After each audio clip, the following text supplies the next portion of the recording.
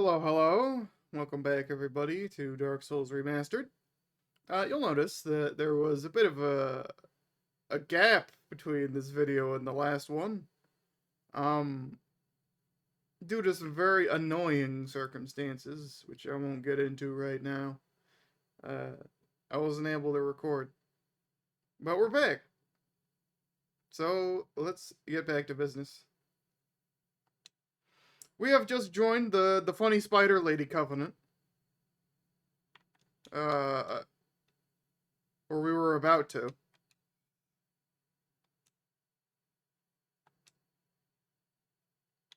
Oh, before I forget, I was also about to show you what the old witch's ring does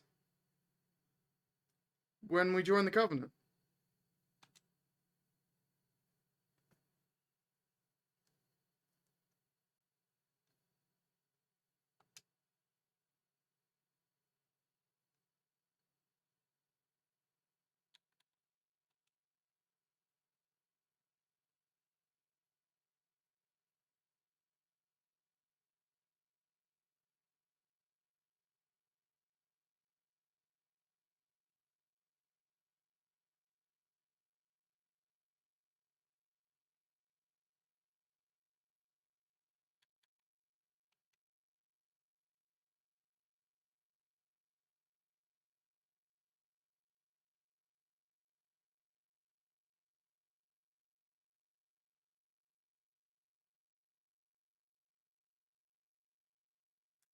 That's right, the old witch's ring allows us to talk to the fair lady. Um, since we can speak her language, she assumes we are Quelaag, her sister, who we have just murdered. Um, and we find the reason that Quelaag is out there killing random undead who are trying to get to the Bell of Awakening is so that she can harvest our humanity and feed it to her sister. Because if we enter the Covenant,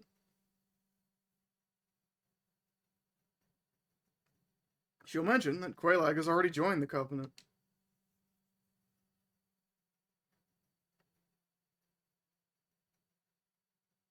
And we get a free pyromancy. And we can now offer humanity. That is how you advance in rank in this Covenant. By offering her some humanity. Which should theoretically improve her health, maybe? That seems to be the point of it. You've already heard that. And that is why I have been saving up humanity, because we need to acquire a certain amount to get all the rewards from this covenant, and most of them are pyromancy related. And since we're going to be using pyromancy, we want to get that.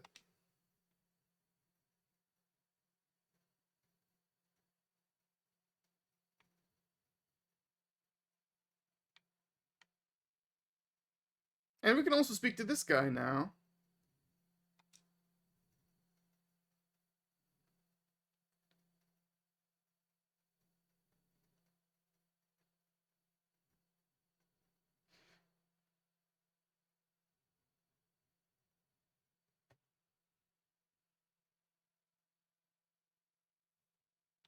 This guy can sell us the servant roster, which is kind of like a leaderboard, which tells you who has donated the most humanity. He can upgrade our pyromancy flame. I don't know if I want to do that right now. And we could talk to him.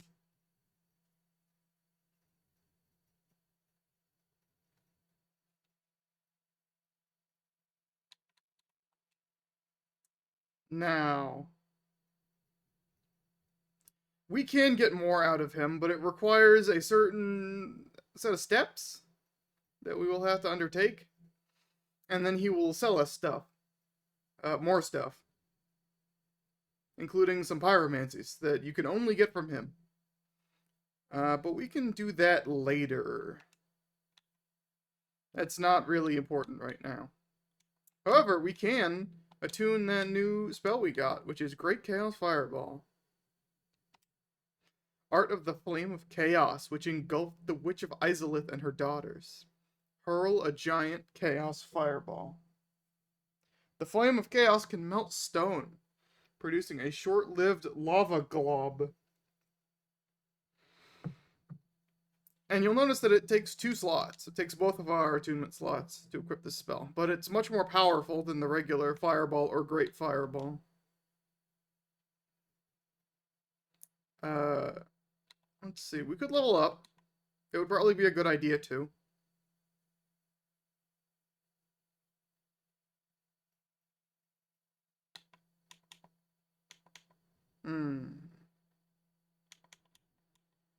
Yeah, that's what I'm gonna do. Yeah. We will want to put more points into attunement at some point. But not right now. I want more damage.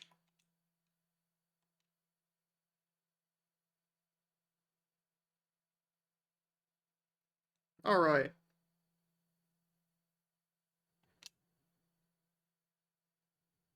For now, we're free to leave.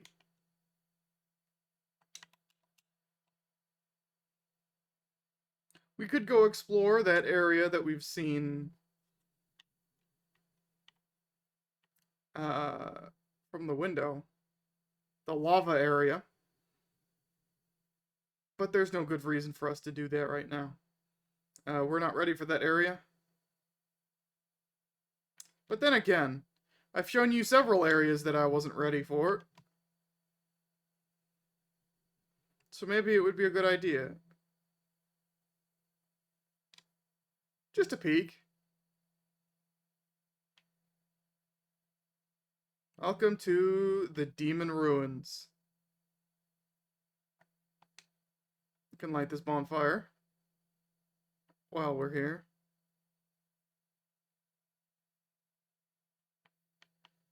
And you see these guys.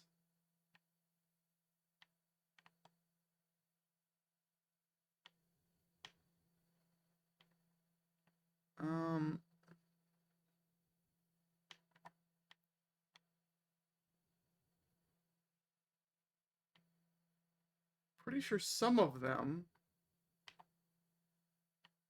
I said I was going to do this later, but we're already here. Some of them are hostile.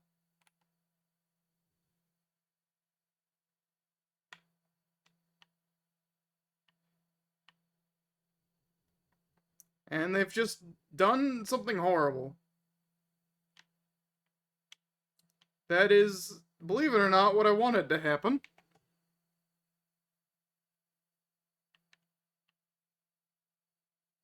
Now, we could go over there and go over there, but we're not going to. It's just a peek. We've got what we came for, which was, that grab attack. That is, going to initiate the series of events that will allow us to unlock that, egg guy as a merchant.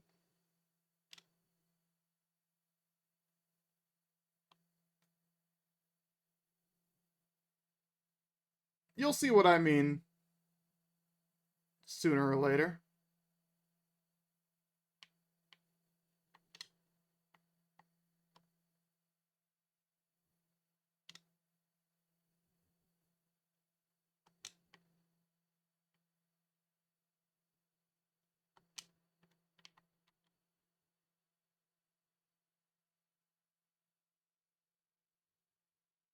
For now, though, we're gonna head back up. Oh. I thought this was an elevator. That'd take us to the 2nd floor, but I guess not. We'll use the stairs instead.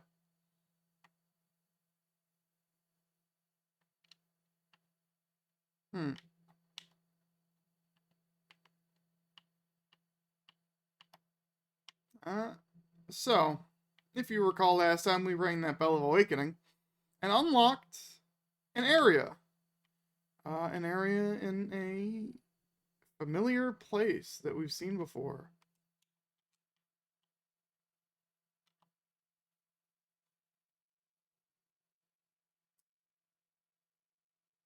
That familiar place is right next to where we found the first Bell of Awakening, in the Undead Parish.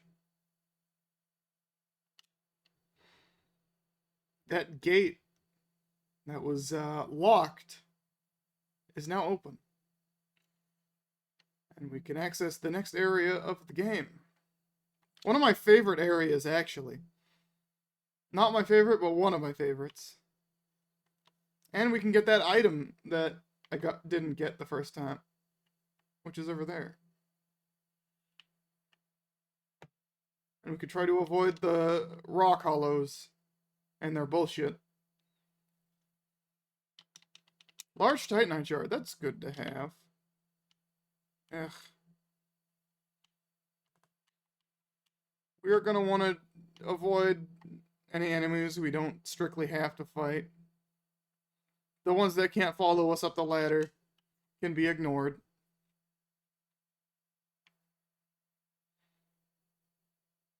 Because at this time, all that matters is getting back topside. Normally, it is at this point we would discover that the Firekeeper has been murdered.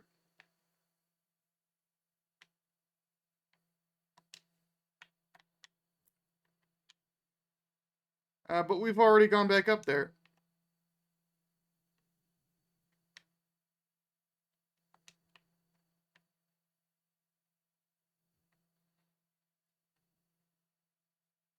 I may as well cure our poison now. Oh wait, enemy.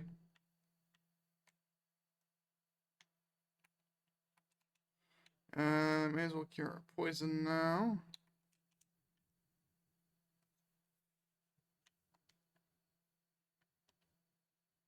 So that we can head back up. And don't forget, we have a... Oh, wrong way. And it seems we have a bit of an itchy scalp. We've probably caught some kind of horrible disease from the Blake Town. Surely that's what happened.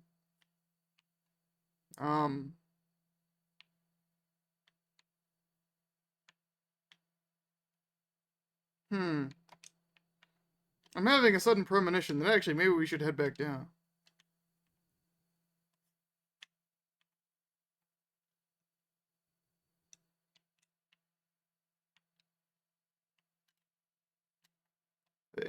In this particular instance,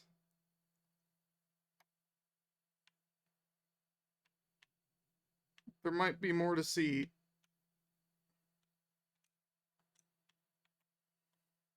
And that perhaps I have misjudged the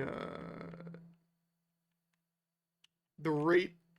Oh, yep, there we go. Not the best camera angle for that to happen at, but yeah. We have a horrible spider egg growing on our head.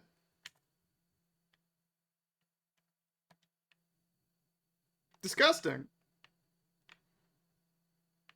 It's questionable how we can even see in this state.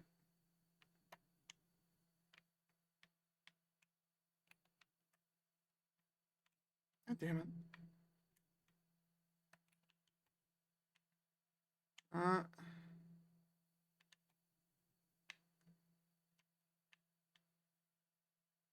Let's take the elevator back down. But yes, this was the series of events I was talking about. If we get grappled by those horrible Spider-Men, then we can grow an egg on our head. This will earn the trust of the chief Eggman. And he will sell us stuff. Specifically, he will sell us an item that allows us to get rid of the egg on our head. Which is handy because we cannot wear a helmet with the egg on our head. However, interestingly enough, if you keep the egg on your head long enough, it will actually grow.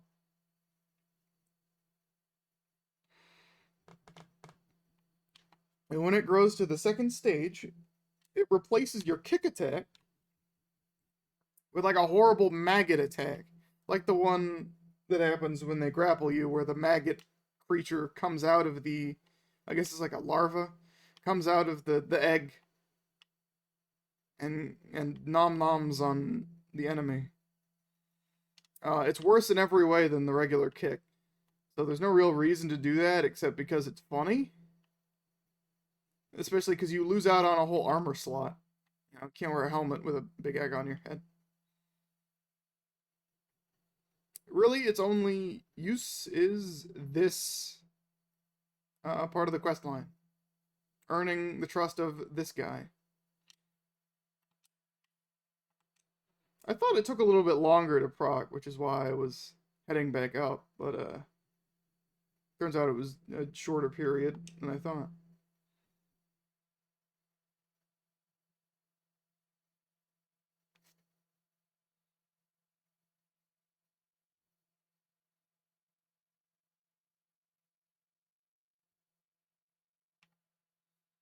The egg vermifuge. He's much friendlier now, and he'll sell us more egg vermifuges in case we get another egg infection, and poison mist and toxic mist. Two pyromancies, which are I will read the descriptions of. Unique pyromancy created by Engi, which is this guy. Considered a heretic even at the Great Swamp. Creates a poison mist. Engi became an egg-bearing undead who serves a deformed young girl who speaks an unintelligible tongue. Why was Engi driven from the Great Swamp?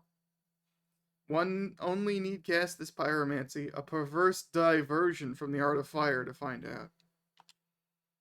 Now, these are pyromancies that are really only useful for PvP, and even then they're kind of situational. Basically, they do exactly what they say. They make a big cloud of either poison or toxic. Toxic is better, but has fewer uses. And anything that stays in the cloud will get poisoned or toxic.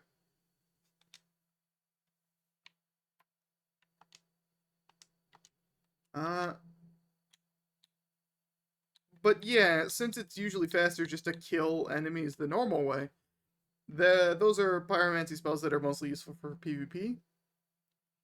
And really only in like very confined spaces. It's not hard to just roll out of the cloud otherwise. Bitter sour chestnut. Removes parasitic egg from body.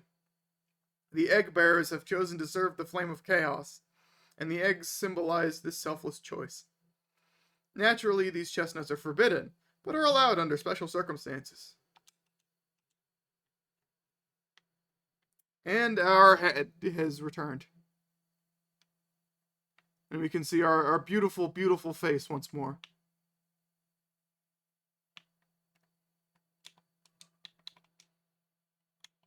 Let's put our gargoyle helmet back on.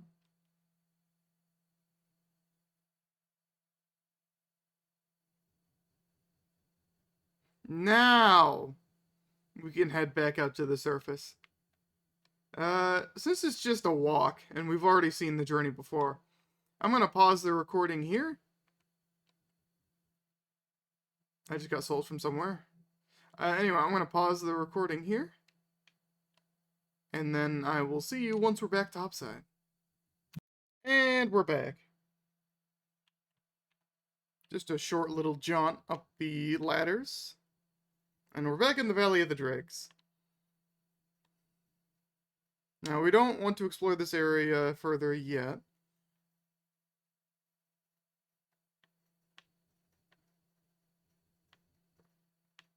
But we just want to go back to Firelink Shrine.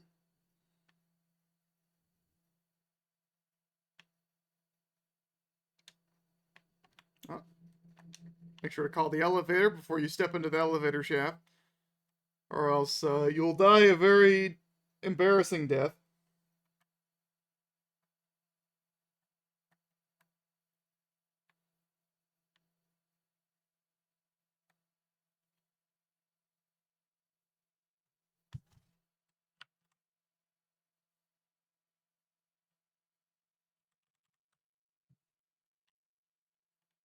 Alright.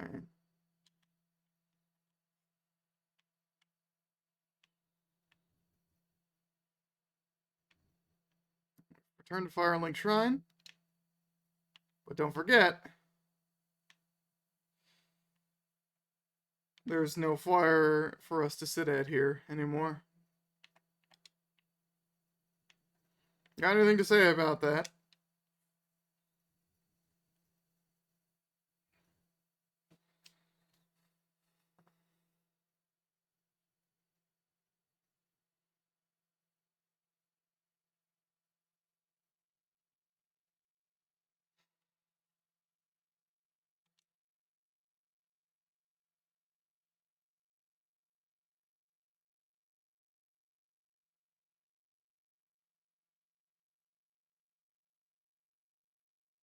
Oh, he's gonna do something. Surely this will go well. But yes, he's right. We have something new here.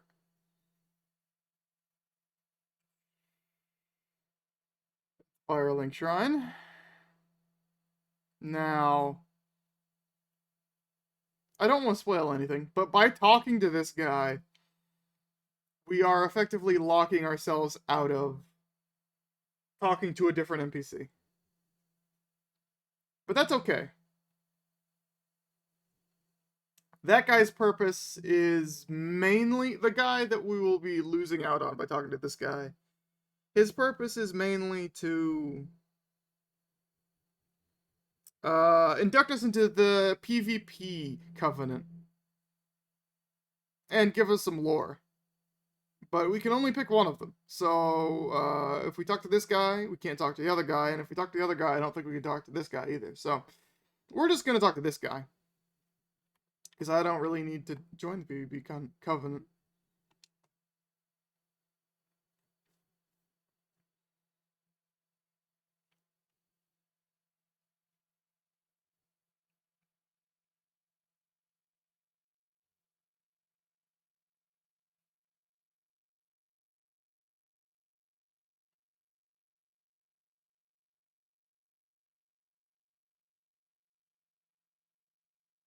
Now, if we answer yes, it will do as I described. We're going to.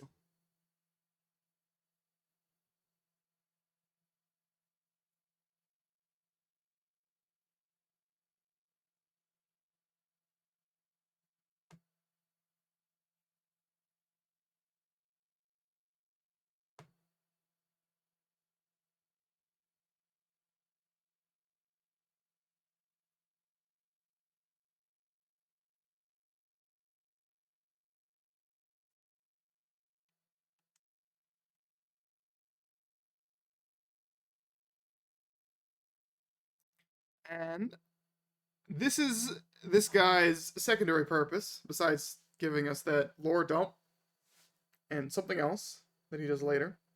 We can feed this guy our spare items that we don't need, and he will give us souls in exchange. So, for example, I can feed him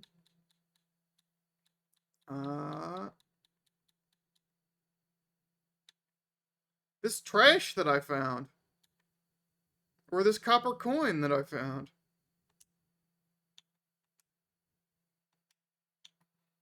And he makes that weird sound when you do it.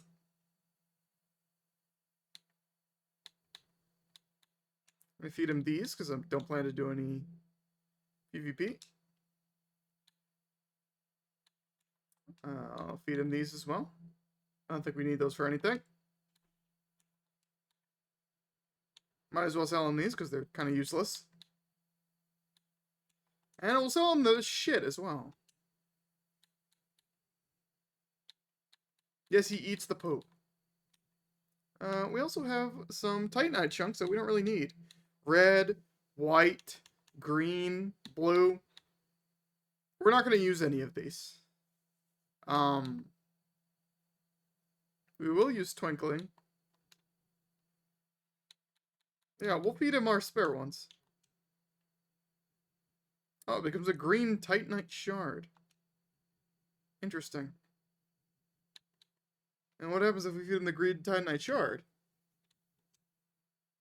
Becoming Titanite Shard. Okay. I didn't remember any of this. That's actually useful.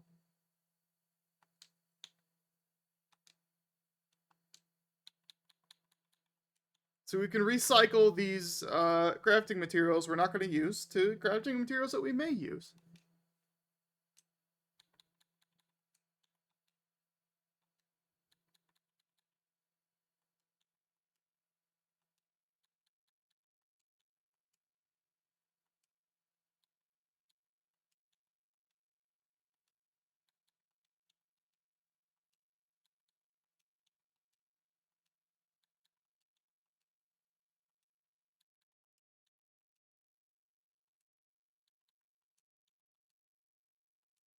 How many of these do we have?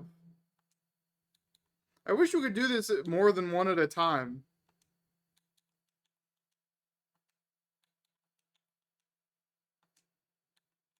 Okay, I gotta check. We have 12 more of these. I'm just gonna pause the recording and come back when I finish doing this. And we're back. I actually had to go to the bonfire to deposit the shards in my item box because I had completely maxed out my Titanite shards. We now have 6, plus the 99 in the box, so that's 105.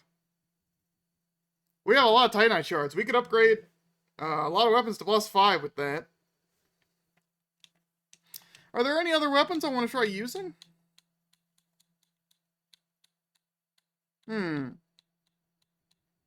That's something to think about. Oh, there is one weapon that I want to get. That I can get. That I've intended to use from the beginning, but have been kind of putting off going to get. And I think it may be time to go to that area now.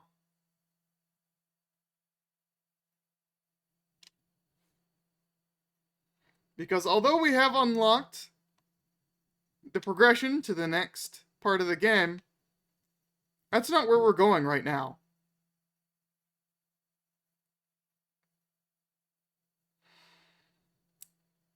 Indeed, as you can see, that gate is open. That leads towards progression. But we have a side path that we're going to take first.